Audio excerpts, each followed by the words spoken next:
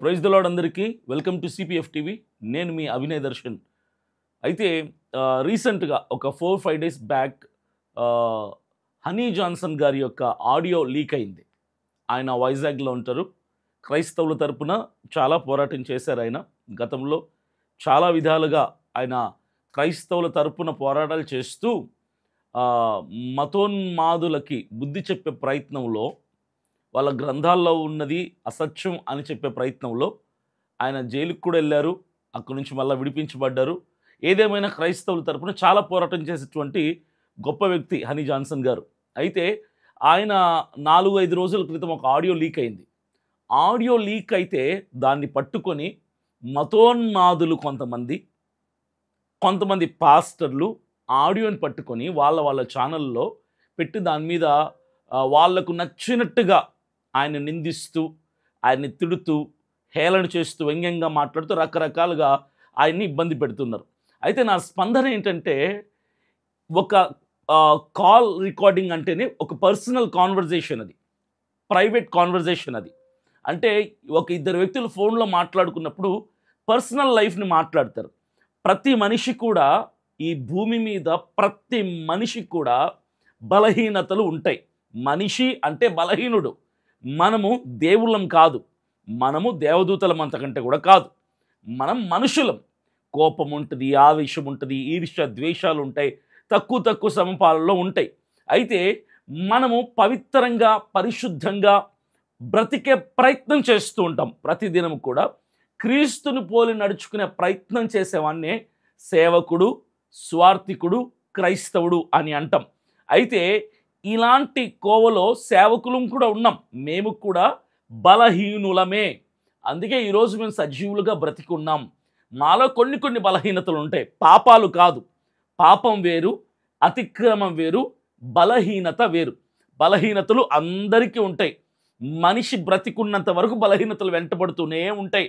ఆ బలహీనతల్ని కూడా అధిగమించి, బలహీనతలను కూడా పూర్తిగా విడిచిపెట్టి పరిపూర్ణ పరిపక్వత చెందటానికి పరిశుద్ధతలో మేము ప్రయత్నం చేస్తూ ఉంటాం. ఇక ఆడియో కాల్ విషయానికి వస్తే, హనీ జాన్సన్ గారు ఆ ఆడియో కాల్ బయటికి రాగానే ఒక స్త్రీతో, ఒక సహోదరితో ఆయన మాట్లాడినట్టు ఆడియో కాల్ నేను కూడా విన్నా. అది బయటికి వచ్చిన వెంటనే నేను విన్న తర్వాత నాకు బాధేసింది. ఎందుకు బాధేసిందో తెలుసా? అరే, ఒక వ్యక్తి పర్సనల్ లైఫ్ అది ఎప్పుడు జరిగింది? అది రీసెంట్గా మాట్లాడిందా, లేదంటే చాలా సంవత్సరాల క్రితం మాట్లాడిందా? అసలు అది ఏ సందర్భంలో మాట్లాడారు? ఎందుకు ఆ కాన్వర్జేషన్ ఏం జరిగింది? దాని వెనక ఏం జరిగింది? 4 గోడల మధ్యలో జరిగినటువంటి ఆ సంభాషణ మనం బయటికి తీసుకొచ్చి దాన్ని ఇంకా సర్క్యులేట్ చేస్తే, క్రైస్తవ సమాజంలో ఉన్న పాస్టర్లు దాన్ని సర్క్యులేట్ చేస్తే దానివలన ఎంత నష్టం జరుగుతుంది అన్నటువంటి ఇంకిత జ్ఞానం కూడా లేదు క్రైస్తవ పాస్టర్లకి. కొంతమంది క్రైస్తవులు ఇలాంటి వాటిని ఎంజాయ్ చేస్తూ ఉంటారు. ఇలాంటి కాంట్రవర్సీ ఆడియో లీక్స్ని కానీ ఇతరేతర విషయాలని కానీ. నేను ఒకటే చెప్పదలుచుకున్నా, మతోన్మాదులకి పని పాట లేని పిచ్చి కుక్కలు, పిచ్చి వెధవలు వాళ్ళు సేవకుల్ని టార్గెట్ చేసి సార్వత్రిక సంఘంలో విశ్వాసుల నమ్మకాన్ని దెబ్బతీయటానికి మీ పాస్టర్లు, సేవకులు దొంగలు అని చెప్పే ప్రయత్నం చేస్తూ ఇలాంటి ఆడియో లీక్లు అవి ఇవి బయటకు తీస్తున్నారు. నేను ఒకటే చెప్పదలుచుకున్నా, మతోన్మాదుల కుక్కలు ఎవరైతే ఉన్నారో, ఇప్పుడు హనీ జాన్సన్ గారి ఆడియో లీక్ని పెట్టుకొని ఏదైతే వాళ్ళు ఇష్టానుసారంగా మాట్లాడి క్రైస్తవుల్ని తప్పుదోవ పట్టించే ప్రయత్నం చేస్తున్నారో, ఆ మతోన్మాద కుక్కలకి నేను ఒకటే చెప్తున్నా. ఒకటి, ఆయన పర్సనల్ లైఫ్లో మాట్లాడినటువంటి విషయం అది ఎప్పుడు మాట్లాడారో కూడా మనకు తెలీదు. ఈ వెధవలు ఏం చేస్తారంటే మతోన్మాదులు కరెక్ట్గా దాని గురించి ఉన్నటువంటి అవగాహన లేకుండా వీళ్ళు కనుక్కోరు. ఈ ఆడియో రీసెంట్దా, ఈ ఆడియో ఓల్డ్దా, ఈ ఆడియో ఎప్పటిది, ఎందుకు మాట్లాడి ఏవి తెలుసుకోరు, ఏవి తెలియదు కూడా. ఆడియో పట్టుకుంటారు, ఇదిగో హనీ జాన్సన్ ఇలాంటి వాడు, హనీ జాన్సన్ని నమ్మద్దు, హనీ జాన్సన్ చెడ్డోడు, హనీ జాన్సన్ నమ్మి మోసపోద్దని పనికిమాలిన థంబ్నెయిల్స్ పెట్టి, టైటిల్స్ పెట్టి వాళ్ళు వ్యూస్ కోసం, సబ్స్క్రిప్షన్ కోసం, రెవెన్యూ కోసం ఇలాంటి పనికిమాలిన వేషాలు వేస్తారు. వాళ్ళకంటే బుద్ధి లేదు, వాళ్ళ బతుకే అది. వాళ్ళు ఛానళ్ళు పెట్టుకొని సేవకుల్ని మాట్లాడకపోతే వాళ్ళకి తిండి ఉండదు, సేవకుల మీద కౌంటర్ వీడియోలు చేయకపోతే వాళ్ళకి బతుకు ఉండదు, పోషణ ఉండదు, భార్య బిడ్డలు పోషించుకోలేరు. ఒక కరుణాకర్ సుగుణ కానీ, లలిత్ కుమార్ కానీ, ఆ పంది ప్రవీణ్ గారు కానీ, ఇంకా మిగిలిన ఇతరేతర ఎవరైతే హైందవులకు మేము పెద్దలమని చెప్పుకొని హైందవులకి క్రైస్తవులకు మధ్యలో చిచ్చు పెట్టే వెధవలు ఉన్నారో వీళ్ళకి సేవకులమైన మన గురించి మాట్లాడకపోతే బతుకు పోషణ సర్వే అవ్వలేరు వాళ్ళు. వాళ్ళని పక్కన పెడితే ఇక సేవకులకి ఏం పోయే కాలం వచ్చింది? పాస్టర్ల బుద్ధి ఏమైంది? అరే మనలో మనం, హనీ జాన్సన్ గారు ఫోన్ నెంబర్ మీ దగ్గర లేదా? ఫోన్ చేసి మాట్లాడచ్చు కదా. ఫోన్ చేసి అడగండి. మీకు అంత బాధ వేస్తే అరే ఆయన ఎందుకు ఇలా మాట్లాడారు, ఇలా మాట్లాడుండకూడదు కదా అని మీకు అనిపిస్తే, నిజంగా మీకు ఆ మాటల్లో ఆయనలో తప్పు కనిపిస్తే ఫోన్ చేసి మాట్లాడండి. లేదంటే నేరుగా వెళ్ళి కూర్చొని మాట్లాడండి. లేకపోతే నోరు మూసుకొని కూర్చోండి. అంతేకాని తెలిసి తెలియకుండా అదేదో ఎప్పుడు మాట్లాడింది కూడా తెలియకుండా, ఏ సందర్భంలో మాట్లాడి తెలియకుండా, అరే అది పర్సనల్ కాల్ సార్, అది పర్సనల్ కాన్వర్జేషన్.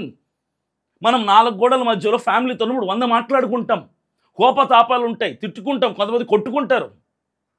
దీన్ని తీసుకొచ్చి సీసీ కెమెరాలు పెట్టి సీక్రెట్గా రికార్డింగ్లు చేసి పిచ్చి కుక్కల్లాగా అసలు ఎంత భయంకరంగా ప్రవర్తిస్తున్నారంటే కొంతమంది సేవకుల్ని నేను అంటున్నాను, కొంతమందిని మాత్రమే. అరే మన సేవకుడు కదా, మన జత పనివాడు కదా, మనతోటి సేవకుడు కదా అన్న ఇంకిత జ్ఞానం లేదా? ఎప్పుడైతే ఈ కరోనా పేరుతో సోషల్ మీడియా బాగా ఫామ్లోకి వచ్చిందో, యూట్యూబ్ ప్లాట్ఫామ్ విచ్చలవిడిగా తయారైపోయింది. సేవకుని విమర్శించుకోవటం ఏంటి నాకు అర్థం కావట్లా. ఒక సేవకుడు కష్టంలో ఉన్నాడంటే, ఇబ్బందిలో ఉన్నాడంటే అతన్ని ధైర్యపరిచి, ఓదార్చి, బలపరిచి, ఏం కాదు బ్రదర్, మేమున్నాం, ధైర్యంగా ఉండండి, తప్పులు అందరూ చేస్తారు, ఎవ్వరు పరిశుద్ధులు లేరు భూమి మీద, అందరూ పాపము చేసి దేవుడు అనుగ్రహిస్తున్న మహిమని కోల్పోయారు. ఇది వాక్యమే సెలవిస్తుంది. నీతిమంతుడు 7 సార్లు పడిపోయినా తిరిగి లేపబడతాడు, వాక్యమే చెబుతుంది. మనిషి బలహీనుడు, వాక్యమే చెబుతుంది. పరిశుద్ధంగా బ్రతకడానికి ప్రయత్నిస్తున్న ఈ క్రమంలో కొన్ని శోధనలు వచ్చినప్పుడు నోటి నుంచి తప్పులు దొర్లుతాయి, కోపంలో కొన్ని మాటలు వస్తాయి అని ధైర్యపరచాల్సిన మనమే దాడి చేస్తే, ఎదురుదాడి చేస్తే మానసికంగా ఆయన ఎంత డిప్రెషన్లోకి వెళ్ళి ఉంటారో తెలుసా, ఎంత ఒత్తిడిలోకి వెళ్తారో తెలుసా. ఇలాంటి క్రమంలోని జరగకూడనివి జరుగుతాయి. ఏదైనా అఘాయిత్యాలు జరిగితే ఎవరి రెస్పాన్సిబిలిటీ? ఒక మనిషికి ఇంకిత జ్ఞానం లేకుండా రాక్షసానందం పొందుతున్నారు కొంతమంది సేవకులు. రాక్షసానందం. ఆయనంటే మీకు గిట్టకపోయి ఉండొచ్చు, వదిలేసేయండి, మాట్లాడద్దు. ఆయన అంత గిట్టకపోతే ఆయన మీద కౌంటర్ వీడియోలు చేసి రచ్చ చేయొద్దండి. దేవుడు క్షమించడు చెప్తున్నా. అరే మన జత పనివాడు సార్, మన తోటి సేవకుడు, మనం పట్టుకున్న బైబిల్ పట్టుకున్నాడు ఆయన, మనం ప్రకటిస్తే క్రీస్తును ప్రకటిస్తున్నాడు ఆయన, క్రైస్తవులకు అవసరమైనటువంటి సేవకుడు ఆయన, క్రైస్తవుల తరఫున ఎన్నో పోరాటాలు చేసినటువంటి వ్యక్తి ఆయన, మంచి జ్ఞానం కలిగిన వంటి వాడు. ఆయన మీద కోపం ఉంటే నేరుగా మాట్లాడండి, ఫోన్ చేసి మాట్లాడండి, లేదా నోరు మూసుకుని కూర్చోండి. ఎందుకు కౌంటర్ వీడియోలు చేసి మనం ఇంకా దాన్ని వైరల్ చేసి సర్క్యులేట్ చేసి అసలు ఏం జరిగిందో బ్యాక్ ఎండ్లో, బ్యాక్గ్రౌండ్ ఏంటి, అసలు ఏ సందర్భం అది, ఆవిడ ఎవరు, ఈయన ఏంటి, మాట్లాడారు, ఎప్పుడు మాట్లాడారు, అది ఇప్పటిదా పాతదా తెలుసుకోకుండా ఇంకిత జ్ఞానం లేక నరం లేని నాలుక ఇష్టం వచ్చినట్టు మాట్లాడి మనిషిని ఇంత బాధపడతారా? ఆయన కుటుంబం ఉంటుంది, ఆయన వైఫ్, ఆయన పిల్లలు ఎంత సఫర్ అవుతారు తెలుసా? కామన్ సెన్స్ లేదా ఒక్కరికి కూడా? ఇంత కామన్ సెన్స్ లేకుండా. రాత్రి హనీ జాన్సన్ గారు పెట్టిన ఒక వీడియో నేను చూశాను. క్రైస్తవ సమాజమా ఇక సెలవు, గుడ్ బై అని. నిజంగా చాలా వేదన కలిగింది నాకు ఆయన మాటల్లో. నిజంగా నాకు చాలా బాధ వేసింది. ఒక వ్యక్తి మనసు ఎంత గాయమవుతే క్రైస్తవ సమాజమా ఇక నేను సెలవు తీసుకున్నాను, గుడ్ బై అని మాట్లాడతారు ఆయన. ఇదేనా మనం ఆయనకు చేసే సన్మానం? క్రైస్తవుల తరపున ఆయన చేసినటువంటి పోరాటాలు, ఆయన చేసిన మంచి, ఆయన జైలుకి వెళ్ళటం, ఇవన్నీ మర్చిపోయారు అందరూ.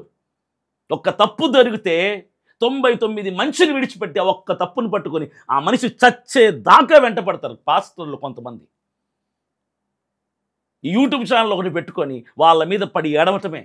మీరు మహాపరిశుద్ధులైనట్టుగా మీలో తప్పులు లేవా? అరే మీ వెనకాల సీసీ కెమెరాలు పెడితే 100 దొరుకుతాయి మీలో తప్పులు. మీరు ఎక్కడికి వెళ్తున్నారు, ఎవరితో మాట్లాడుతున్నారు, ఏం చేస్తున్నారు, ఏం తింటున్నారు, ఏం తాగుతున్నారు, 100 దొరుకుతాయి. సీక్రెట్ ఇన్ఫార్మర్ని మీ పక్కన పెడితే నోరు మూసుకొనుండి మీ పని మీరు చేసుకోండి. సరిచేయాలనుకుంటే నేరుగా వెళ్ళండి, ఫోన్ చేసి సరిచేయండి. హనీ జాన్సన్ గారికి నేను ఒక మాట చెప్తున్నా, అన్న క్రైస్తవ సమాజానికి మీరు అవసరం. ఇక సెలవు తీసుకుంటున్నాను అని మీరు వెళ్ళిపోకండి. ఇలాంటి ఊర కుక్కలు, పిచ్చి కుక్కలు, అలాంటి మతోన్మాదులు, ఇలాంటి కొంతమంది పాస్టర్లు మీ మీద దాడి చేసినంత మాత్రాన మీరు నేరస్తులు కాదు. అలాంటి రాళ్ళన్నింటినీ పేర్చుకొని వాటి మీద నిలబడి ఎత్తుకెదగండి తప్ప మీరు అస్సలు బాధపడద్దు, బెంగ పెట్టుకోవద్దు, చింతపడద్దు. Christian community needs you. క్రైస్తవ సమాజానికి మీరు కావాలి. మీరు రాత్రి ఏకేడబ్ల్యూసి అనిల్ కుమార్ గారితో మాట్లాడితే ఆడియో కాల్ పెట్టారు మీరు, అది నేను విన్నా. చాలా బాధ వేస్తుంది. ఒక మనిషి ఎంత వేదన ఉంటే అలా మాట్లాడతారని అనిపించింది నాకు. చాలా బాధ అనిపించింది. మీరు క్రిస్టియన్ కమ్యూనిటీకి అవసరం అన్న, క్రైస్తవ సమాజానికి మీరు అవసరం, మీరు కావాలి. మాకంటే ముందు నుంచి ఉన్నవాళ్ళు, మాకంటే ముందు నుంచి పోరాటాలు చేస్తున్న వాళ్ళు, మంచి పరలోక దైవిక జ్ఞానం దేవుడు మీకు ఇచ్చాడు. మతోన్మాదులతో ఢీకొట్టే సత్తా ధైర్యం మీకు ఇచ్చాడు. మీలాంటి వాళ్ళు వెనకడుగేస్తే ఇక చిన్న చిన్న వాళ్ళ పరిస్థితి ఏంటి? మీరు వెనక్కి వెళ్ళకండి. యూట్యూబ్ పరిచర్యని కొనసాగించండి. సంఘ పరిచర్యని, యూట్యూబ్ పరిచర్ని బ్యాలెన్స్ చేసుకుంటూ ఇంతవరకు వచ్చారు మీరు. కొనసాగించండి. ఎవడో ఏదో అనుకున్నంత మాత్రం మీకు తరిగేది వరిగేది ఏముండదన్నా అనేవాడు అంటూనే ఉంటాడు. యేసు ప్రభువుని కూడా అన్న ప్రపంచం ఇది. మిమ్మల్ని అంటూ ఒక లెక్కన ఎవ్వడి మాటలు పట్టించుకోవద్దు, ఎవ్వడికి సంజాయిషి చెప్పాల్సిన పని లేదు. దేవుడికి తెలుసు మీరేంటో. నేను అదే నమ్ముతా. దేవునికి మీరు లెక్క చెప్పుకుంటే చాలు. అక్కడేం జరిగిందో, ఎప్పుడు జరిగిందో, ఏంటో దేవుడు క్షమించేవాడు. అందరూ తప్పులు చేస్తారు, నేను, మీరు, అందరూ ఆయా సందర్భాల్లో కొన్ని కొన్ని తప్పులు దొర్లుతూ ఉంటాయి. మనుషులం కాబట్టి, రక్త మాంసములతో ఉన్నాము కాబట్టి. సో అన్న, మీరు ఎవ్వరికి క్షమాపణలు చెప్పాల్సిన పని లేదు, ఎవరిని సంజాయిషి అడగాల్సిన పని లేదు, ఎవరికి వివరణ ఇవ్వాల్సిన అవసరం అంతకంటే లేదు. దేవుడికి తెలుసు మీరేంటో, మీ మనసు ఏంటో. ఆయనకు క్షమాపణ చెప్పుకుంటే చాలు మీరు, ఆయన్ని లెక్క చెప్పుకుంటే చాలు మీరు. యూట్యూబ్ పరిచయని యథావిధిగా కొనసాగించండి. ఎందుకంటే మీ యొక్క ఛానల్లో పెడుతున్న లైవ్స్ ద్వారా కావచ్చు, మీ ప్రసంగాల ద్వారా కావచ్చు, మీ డిబేట్స్ ద్వారా కావచ్చు, చాలామంది క్రైస్తవులు, అంటే మిమ్మల్ని ఇష్టపడే క్రైస్తవులు కొందరు ఉంటారు. మీ way of style, way of preaching style నచ్చిన క్రైస్తవులు కొందరు ఉంటారు. వాళ్ళని మీరు ఇలా విడిచిపెట్టి వెళ్ళటం కరెక్ట్ కాదు. ఆన్లైన్లో మిమ్మల్ని ఫాలో అయ్యే వాళ్ళు కొన్ని వేల మంది ఉంటారు. వాళ్ళని విడిచిపెట్టి వెళ్ళటం సరికాదు. ఎవరు 5-6 మంది కుక్కలు మీ మీద పడి మొరుగుతున్నారని వాళ్ళ కోసం మిమ్మల్ని ఫాలో అవుతున్న క్రైస్తవ సమాజాన్ని విడిచిపెట్టి గుడ్ బై, ఇక సెలవు తీసుకున్న ఇలాంటి మాటలు చెప్పడం కరెక్ట్ కాదన్న. మీరు మాకు కావాలి, క్రైస్తవ సమాజానికి మీరు కావాలి. We need you. మీరు వెళ్ళకండి, యూట్యూబ్ ఛానల్ ఆపకండి, కొనసాగించండి. ఈరోజు పెట్టండి, రేపు పెట్టండి, కంటిన్యూస్గా చేయండి. మురిగి మురిగి మురిగి మురిగి కుక్కలు అవే అలసిపోయి సైలెంట్గా నోరు మూసుకొని పక్కన కూర్చుంటాయి. మీరు ఆగద్దండి. క్రీస్తు బిడ్డలమైన మనం సింహాలు వంటి వాళ్ళమన్నా. ఎలాంటి బెదిరింపులకు భయపడాల్సిన పని లేదు. మీరు భయపడలేదు నాకు తెలుసు, కానీ బాధపడ్డారు, చాలా బాధపడ్డారు, చాలా కృంగిపోతున్నారు. నాకు అర్థమైంది. మీరు నిన్న పెట్టినటువంటి ఆ ఆడియోలో, అనిల్ కుమార్ గారితో మాట్లాడిన ఆడియోలో నాకు అర్థమైంది ఏంటంటే, మీరు చాలా డిప్రెషన్లోకి వెళ్ళిపోయారు. పాస్టర్లు కొంతమంది మిమ్మల్ని మాట్లాడుతున్న దాన్ని బట్టి, మతోన్మాదులు సేవకుల్ని ఇలా తప్పుడుగా క్రైస్తవులకి చిత్రీకరించే ప్రయత్నం చేస్తున్న దాన్ని బట్టి మీరు చాలా డిప్రెషన్లోకి వెళ్ళారు. అస్సలు డిప్రెస్ అవ్వద్దు, ఏమీ కాదు. మిమ్మల్ని నమ్మిన వాళ్ళు, మీరేంటో తెలిసిన వాళ్ళు మీ చుట్టూ ఉన్నారు. వాళ్ళు చాలన్నా మీరు ముందుకు కొనసాగటానికి. గో హెడ్, అస్సలు ఆగద్దన్నా. మీ ఓబీసీసీ ఛానల్ని, యూట్యూబ్ ఛానల్ని కొనసాగించండి. మిమ్మల్ని ఇష్టపడే వాళ్ళు, మిమ్మల్ని అభిమానించే వాళ్ళు, మిమ్మల్ని ఫాలో చేసే వాళ్ళని ఇబ్బంది పెట్టద్దు, బాధపడద్దు. వాళ్ళని వదిలేయకండి అనాథలుగా. ముందుకెళ్ళండి. మీ పరిచర్య, ఇప్పటి వరకు చేసిన పరిచర్య ఏదో అది ఇంకా 30, 60, 100 విస్తరించాలని, ఇంకా ఘనమైన పరిచర్య యూట్యూబ్లో మీరు చేయాలని మనస్ఫూర్తిగా మీతోటి సేవకుడిగా నేను ఆశిస్తున్నాను, నేను కోరుకుంటున్నాను. ఎప్పుడు మీకు మేము తోడుగా ఉంటామన్నా. మీరు అస్సలు భయపడద్దు. మొరిగే కుక్కల నుంచి అస్సలు వెనక్కి తిరిగి సమాధానం చెప్పద్దు. దేవుడికి మీరేంటో తెలుసు, మీకు దేవుడేంటో తెలుసు. అది చాలు. ఎవ్వరికి సమాధానం చెప్పొద్దు, లెక్క చెప్పొద్దు, వివరణ చెప్పొద్దు, క్షమాపణ అంతకంటే అడగద్దన్నా. మీ యూట్యూబ్ పరిచయని మీరు కొనసాగించాలని నేను మనస్ఫూర్తిగా కోరుకుంటున్నాను. మీ కొరకు, మీ కుటుంబం కొరకు నేను ఎప్పుడు ప్రార్థిస్తుంటానన్నా. ధైర్యంగా ఉండండి, బాధపడద్దు, నిలబడండి, లేచి నిలబడి అంతే వేగంతో మరలా బౌన్స్ బ్యాక్ అయ్యి మీరు ముందుకెళ్ళాలని నేను ఆశిస్తున్నాను. Thank you.